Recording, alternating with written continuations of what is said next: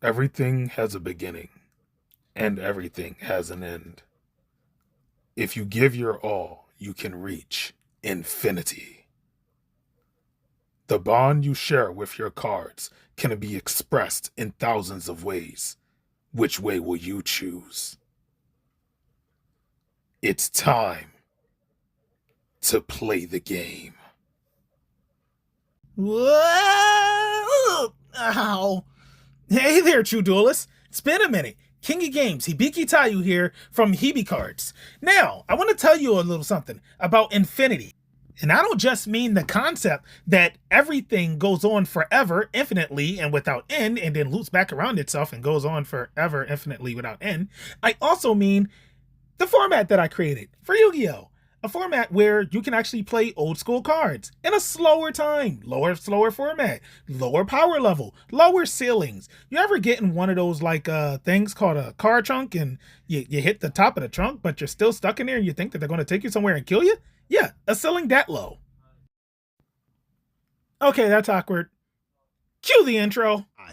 Sit down, bear witness today. So I tell you about HBK and the variety of tools that I will use to win this duel. Come my monsters, I have zeal. I use my body as a shield. Check my faith, you can check my soul. I take you over like mind control.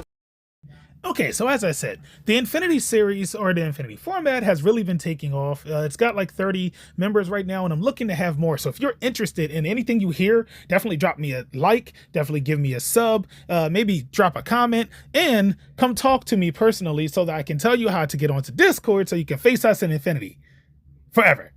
Now, I'm going to start by showing you some of the decks that are currently doing pretty good in Infinity.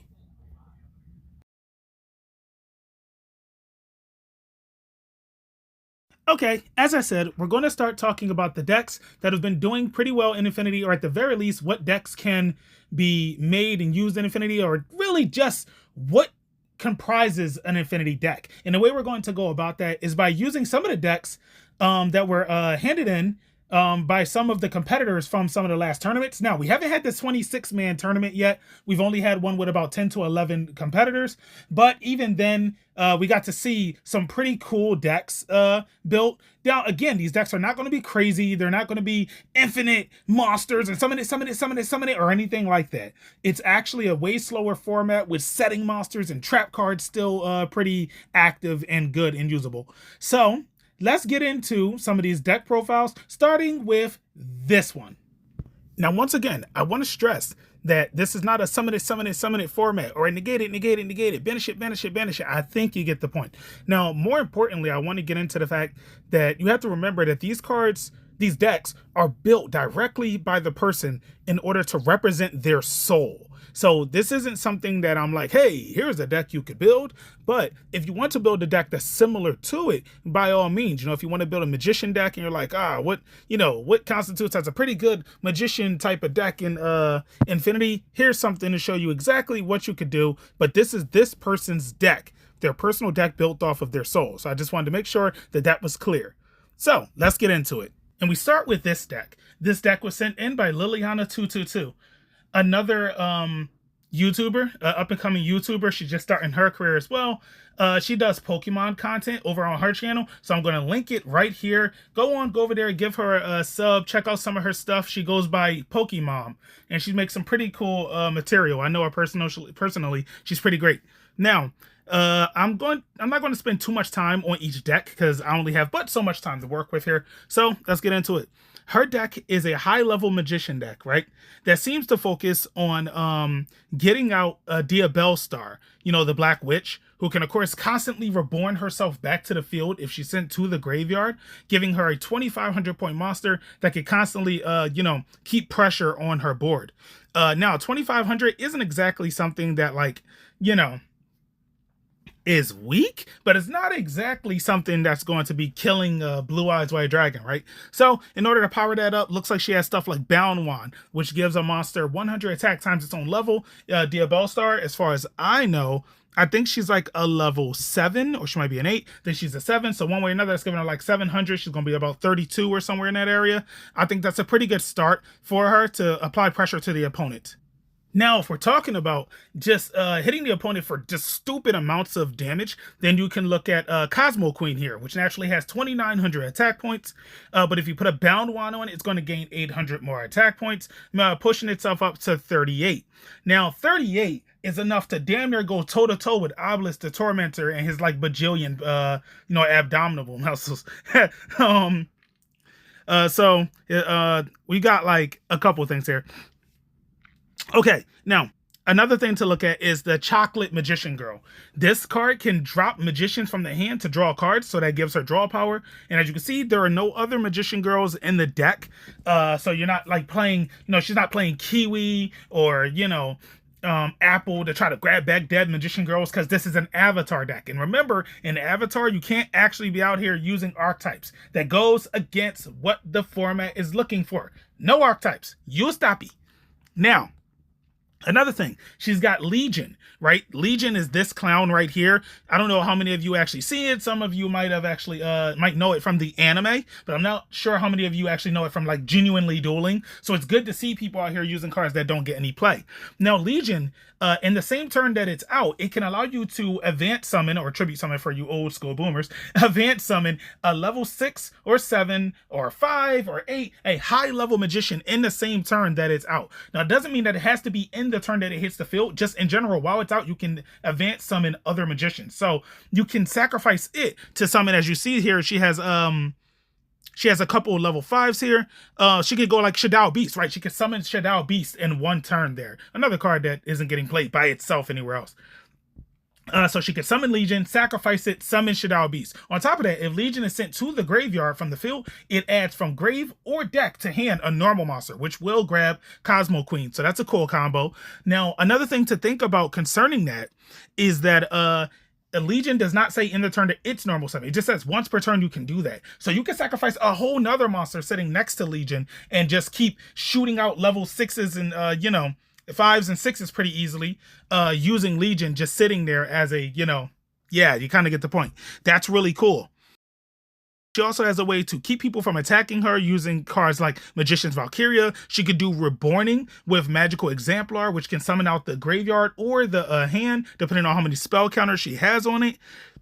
And her deck seems to have a lot of graveyard manipulation concerning magicians as well. With stuff like Monster Reborn and Spell Card Monster Reborn, and hell, even Dark Renewal, which counts as summon, like trapping people from summoning, like her own trap hole, if you will, which can then summon a Dark Magician type monster out of the deck or out of the graveyard by sacking one magician on her field. She's got Dark Horizon. If you hit her, she shoots a magician out the deck. She's got 2 Rippling Mirror Force, so in case her deck messes up, she can shuffle your stuff back into the deck. So notice not all her stuff is about like getting rid of the opponent's entire field or something like that, and that's really good. That's what we're really looking for here. For God's sake, she is playing Grave Robber, which is a very interesting one. Now, you would think, like, who in the right mind plays Grave Robber in 2024 or almost 2025? See, but she does, because it adds a spell to the opponent's, from the opponent's graveyard to your hand. Now, if you play that spell, you take 2 stacks. 2 of them things? 2 stacks. 3 zeros? Yes.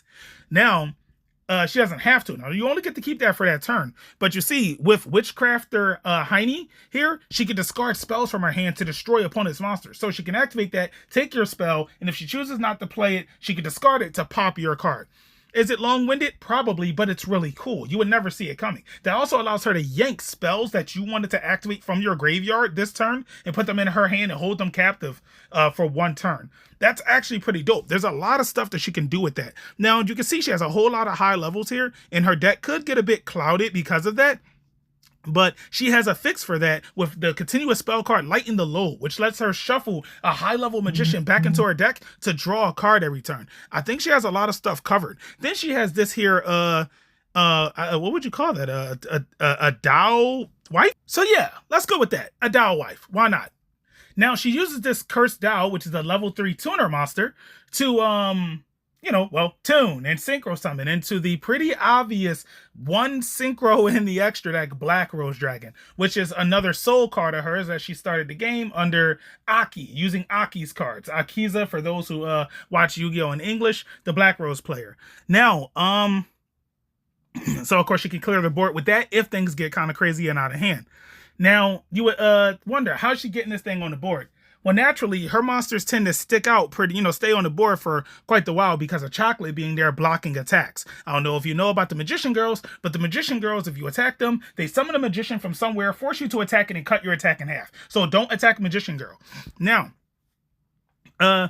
the Dow, what it does is, during the end phase of the turn that it was sent to the grave, it goes back on top of your deck. So she can always use Chocolate to get it back off the top of the deck if she has to, if she doesn't draw into it that turn or whatever. There are many ways to get it on top of the deck, but naturally when she uses Chocolate, let's say she used Chocolate and she drew into the Bride, then the Bride would special summon itself using its own ability, giving her an instant 7 right there. Or giving her an instant, maybe Tribute so that she can use Legion to summon a level 5 and the Dow goes to the grave and will loop itself back on top of the deck. You kind of get the point. It's really cool. Now, so to answer that question, how does she get into the Dow and use the Dow's when drawn to special summon effect? Well,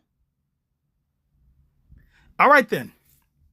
Now, she also has Witch of the Black Forest in order to be able to search out anything in the deck with 1500 or less defense when it's sent from the field to the graveyard, which there are tons of different choices concerning that. She plays Recycle. I don't know if you guys know it, but Recycle is a really good card, especially in this format.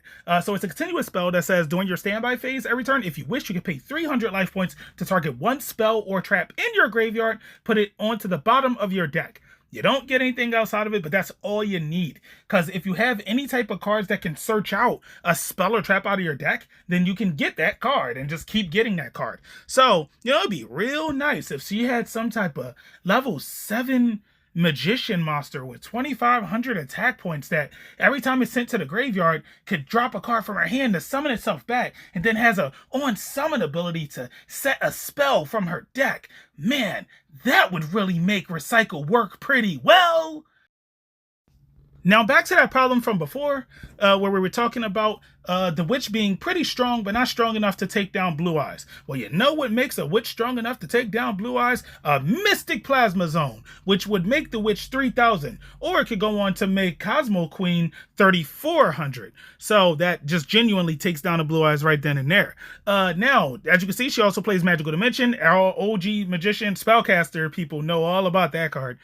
Quick play spell that can sack a monster on your field if you control a magician, to summon a magician out your hand, pop a monster on the field if you wish. Now she can search that out using her they made her like a monster, a walking version of Magical Dimension recently called not recently, but called Dimension Conjurer, which can search Magical Dimension out the deck or the graveyard and can technically scry by drawing cards after it's sent from the field to the grave. You can draw cards equal to the number of spellcasters on your field, and then put cards from your entire hand back to the top of your deck equal to the number of cards that you had drawn. Do not have to be the same cards. You can just clean your hand that way. That's really good. Now, remember, we were talking about Heine at one point. The Witchcrafter Heine has the ability during either player's turn to discard spell cards and pop cards on the opponent's field, keeping monsters off the opponent's field. And her Madame, her Witchcrafter Madame, has the ability to protect magicians as well.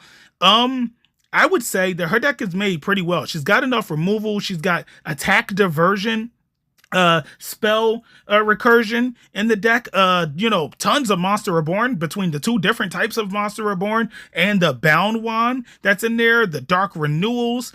She has tons of defense, and she has her Sinful Spoils of the White Forest, which is the spell that I was alluding to earlier, which has the ability to allow her to special summon a magician out her hand, or to fusion summon to go into her fusion monster, which I won't be revealing here. You can check it out. I'll put up the picture. Ding! I might have revealed it. But anyway, you get the point. Her extra deck has a lot of generic magician support, just in case she needs to send stuff to the graveyard to get herself out of bad situations. Maybe someone's got a spellbinding circle locked to one of her monsters or something like that, and she needs to get out of the dodge, get out of dodge. And she plays a Pot of Duality to be able to scry in Yu-Gi-Oh! Yu-Gi-Oh! Doesn't really let you scry like that. So to be able to look at the top 3 cards of her deck, grab whatever card she wants and shuffle. She can't special summon that turn, but who cares? Because Avatar is a slow format, and you don't need to special summon like that anyway. This deck is really well made, and this is the speed of Infinity Avatar. Hopefully, this really helps you guys understand that it's not supposed to be a fast format, I'm looking at you guys. It's not supposed to be a format that you try to break. I'm looking at you guys. It's a format you're supposed to have fun in with your soul. Donson. Now, that's not to say that the extra deck doesn't have really good stuff in it as well, as all the extra deck cards actually serve a purpose as well. Beyond the fusion monster, the obvious fusion monster, you do have stuff like We, which is Apprentice, which when killed will search out a dark monster from the grave to the hand, but more importantly, while in the field, powers up dark monsters by 500, making it a walking mystic plasma zone. You also have the Magician of Black Illusion, which you guys call Black Illusion Magician, or what he does is, of course, you can detach a material from this card to special summon a normal monster out of your deck, a normal magician out your deck, and then when it witnesses a normal monster attack, it can target a card on the opponent's field and banish it. That makes it really good for getting rid of stray spell or trap cards or a monster that you can't naturally beat in battle even with the power-up. Her side deck contains some very interesting stuff, like a second copy of Grave Robber to make sure she keeps a spell in her hand. You got Monster Reincarnation to grab back chocolate. The apple that's in there, I guess, is to be able to summon level 5. She wouldn't be able to use the apple's graveyard recursion effect, but that's all right. Spellbinding Circle is really good in this format. Holding your opponent still, because they can't summon fast enough to just link everything away. If you catch them when they linked into a monster, they might not be able to link any higher if they're actually playing at the speed of the format. And this Judgment trap card here, which balances things out by drawing cards equal to the surplus of cards your opponent has versus you. She's got a really well-made deck altogether, and hopefully this teaches you guys exactly what you should be doing in Infinity format. Well, that's about all the time I got for today. Tune in another time where I'll be going over a couple more decks. We'll be doing this day by day. I'm not saying tomorrow, but I'm saying very soon. We'll be doing this. Just tune in and see what deck will be next. If you have any questions, leave them down below in the comments. I'm King of Games, Hibiki Taioyu from Hibiki Cards, and this was the first feature deck profile for Infinity Avatar format. Hey True Duelists, if you like this video, be sure to like, comment, and subscribe. Share this vid to other duelists, and make sure to smash that bell so you're notified when I summon new videos. Remember guys, when you link your heart to the cards, miracles can happen. Donson, see you out there.